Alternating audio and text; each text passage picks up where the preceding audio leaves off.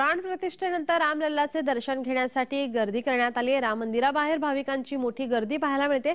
याचा आढावा घेतलाय आमचे संपादक प्रसाद काथे यांनी।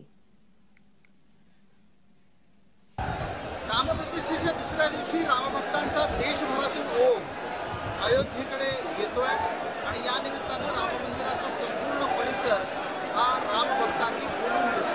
आपण माझ्या मागे ही गर्दी पाहू शकता। या गर्दीतून सातत्याने जय श्रीरामचा जल्लोष उद्घोष सुरू आहे। लोकांच्या उत्साहाला कुठल्याही प्रकारचा अंत नाही आणि या आनंदामध्ये सातत्याने एकापाठोपाठ एक रामाच्या जयघोषाचे नारे लागत आहेत। देशाच्या विविध भागातून ही सगळी मंडळी मोठ्या प्रमाणात रामाचं दर्शन घेण्यासाठी अयोध्येत पोहोचली आहे।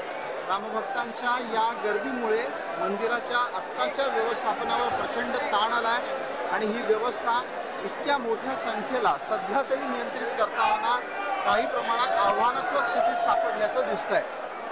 ही संपूर्ण व्यवस्था पुढचे जवळपास महिनाभर अशीच राहील अशी प्रशासनाला एक अपेक्षा आहे आणि त्यानुसार इथे अतिरिक्त पोलीस दलाच्या सह मंदिराच्या ट्रस्टचे अधिक मनुष्यबळ लावण्यासाठी त्यांचे प्रयत्न सुरू आहेत। अयोध्येतून कॅमेरामन नित्यानंद नाईकसह मी प्रसाद काथे, जय महाराष्ट्र न्यूज।